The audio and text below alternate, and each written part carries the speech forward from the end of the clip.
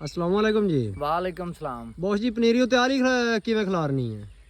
ਆਲੀ ਜਾਂ ਰੂੜੀ ਪਨੀਰੀ ਦੇ ਉੱਤੇ ਖਿਲਾਰਨ ਦਾ ਸਭ ਤੋਂ ਪਹਿਲੇ ਤਾਂ ਮਕਸਦ ਕੀ ਹੈ? ਮਕਸਦ ਇਹ ਆ ਕਿ ਇੰਨੀ ਗਰਮੀ ਦੇ ਵਿੱਚ ਜਿਹੜੀ ਆਲੀ ਜਾਂ ਰੂੜੀ ਹੁੰਦੀ ਹੈ ਨਾ, ਇਹ ਜਦੋਂ ਪਾਣੀ ਲਾਈਦਾ ਨਾ ਮੁੰਜੀ ਦੀ ਸੀਡ ਨੂੰ ਜਾਂ ਪਨੀਰੀ ਨੂੰ, ਤੇ ਇਹ ਨਮੀ ਬਰਕਰਾਰ ਰੱਖਦੀ ਹੈ। ਇੱਕ ਗੱਲ। ਦੂਸਰੀ ਗੱਲ, ਇਹਦਾ ਫਾਇਦਾ ਇਹ ਵੱਡਾ ਹੁੰਦਾ ਹੈ ਕਿ ਜਿਸ ਟਾਈਮ ਸੂਰਜ ਦੀ ਬਹੁਤ ਜ਼ਿਆਦਾ ਤੇਜ਼ ਤਪਸ਼ ਪੈਂਦੀ ਹੈ ਨਾ, ਤੇ ਸੀਡ ਨੂੰ ਕਵਰ ਰੱਖਦੀ ਹੈ, ਤੇ ਤੇਜ਼ ਤਪਸ਼ ਜਿਹੜੀ ਡਾਇਰੈਕਟ ਸੀਡ ਨੂੰ ਨਹੀਂ ਪੈਂਦੀ, ਔਰ ਉਹਦੀ ਵਜ੍ਹਾ ਤੋਂ ਕੀ ਹੁੰਦਾ ਹੈ ਕਿ ਸੀਡ ਦੀ ਜਰਮੀਨੇਸ਼ਨ ਅੱਛੀ ਹੋ ਜਾਂਦੀ ਹੈ।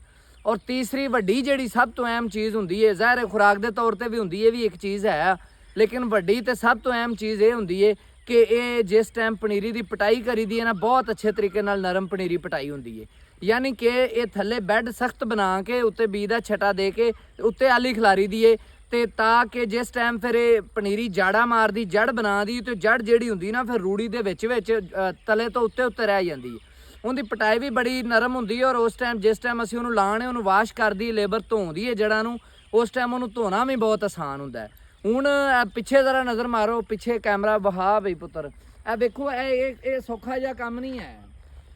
ਆਲੀ ਨੂੰ, ਪਨੀਰੀ ਨੂੰ ਪਹਿਲੇ ਬੇਸ਼ੱਕ ਮੋਟੀ ਮੋਟੀ ਪਾ ਲਈਏ, ਲੇਕਿਨ ਹੁਣ ਵੀ ਜਿਹੜਾ ਨਾ ਜਿੱਥੇ ਕਿਤੇ ਕੋਈ ਛੋਟਾ ਮੋਟਾ ਬੀਜ ਨੰਗਾ ਰਹਿ ਗਿਆ ਥੋੜਾ ਬਹੁਤ, ਜਾਂ ਜਿੱਥੇ ਕਿਤੇ ਜ਼ਿਆਦਾ ਪਈ ਏ, ਉਹਨੂੰ ਵੀ ਜਿਹੜਾ ਨਾ ਲੜਕਾ ਦੇਖ ਕੇ ਕਵਰ ਕਰ ਰਿਹਾ। ਹੁਣ ਇਹਦੇ ਵਿੱਚ ਇਹਦੀ ਜਿਹੜੀ ਅਸਲ ਹੁੰਦੀ ਏ, ਪੈਣੀ ਕਿੰਨੀ ਚਾਹੀਦੀ ਏ, ਅੱਗੇ ਆ ਜਾ ਅੱਗੇ, ਇਹ ਪੈਣੀ ਸਿਰਫ ਉਨੀ ਚਾਹੀਦੀ ਕਿ ਤੁਹਾਡਾ ਸੀਡ ਕਵਰ ਹੋ ਜਾਵੇ, ਤੁਹਾਡਾ ਬੀਜ ਕਵਰ ਹੋ ਜਾਵੇ।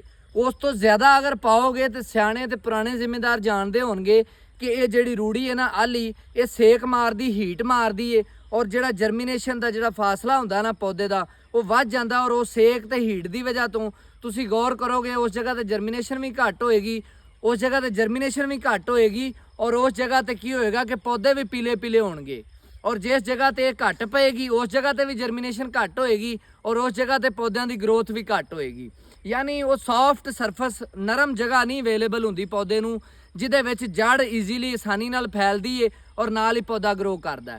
ਔਰ ਇਸ ਫਾਇਦੇ ਤੋਂ ਇਲਾਵਾ ਇਹਦਾ ਫਾਇਦਾ ਇਹ ਵੀ ਹੁੰਦਾ ਹੈ ਕਿ ਚੂੰਕਿ ਆਲੀ ਜਾਂ ਰੂੜੀ ਜਿਹੜੀ ਹੁੰਦੀ ਹੈ ਜਾਨਵਰਾਂ ਦਾ ਵੇਸਟ ਹੁੰਦਾ ਹੈ, ਔਰ ਇਹਦੇ ਵਿੱਚ ਹਰ ਤਰ੍ਹਾਂ ਦੇ ਮਾਈਕਰੋ ਨਿਊਟ੍ਰੀਐਂਟ ਮੌਜੂਦ ਹੁੰਦੇ ਨੇ, ਜਿਹੜੇ ਅਸੀਂ ਮਾਈਕਰੋ ਨਿਊਟ੍ਰੀਐਂਟ ਐਕਸਟਰਾ ਪਾਣੇ ਆ, ਜ਼ਿੰਕ, ਪੋਟਾਸ਼, ਮੈਗਨੀਸ਼ੀਅਮ, ਸਲਫਰ, ਇਹ ਉਹ ਚੀਜ਼ਾਂ, ਉਹ ਸਾਰੀਆਂ ਚੀਜ਼ਾਂ ਕੁਦਰਤੀ ਤੌਰ ਤੇ ਇਹਦੇ ਵਿੱਚ ਮੌਜੂਦ ਹੁੰਦੀਆਂ ਨੇ। ਇਹ ਵੀ ਇਹਦਾ ਇੱਕ ਖਾਸ ਫਾਇਦਾ ਹੈ। ਹੁਣ ਜ਼ਰਾ ਗੌਰ ਕਰੋ, ਕੈਮਰਾਮੈਨ ਤੁਹਾਨੂੰ ਦਿਖਾਉਂਦਾ, ਨੀਚੇ ਦਿਖਾ ਜ਼ਰਾ ਕਰੀਬ ਤੋਂ, ਇੱਥੋਂ ਦਿਖਾ ਕਰੀਬ ਤੋਂ, ਇਹ ਤੁਸੀਂ ਦੇਖੋ ਕਿਧਰ ਕਿਸੇ ਜਗ੍ਹਾ ਤੇ ਬਹੁਤ ਮੋਟੀ ਤੈਅ ਨਹੀਂ ਹੋਵੇਗੀ, ਔਰ ਕਿਸੇ ਜਗ੍ਹਾ ਤੇ ਬੀਜ ਵੀ ਜਿਹੜਾ ਨਾ ਕੋਸ਼ਿਸ਼ ਕਰਨੀ ਹੈ ਕਿ ਨੰਗਾ ਨਾ ਰਵੇ।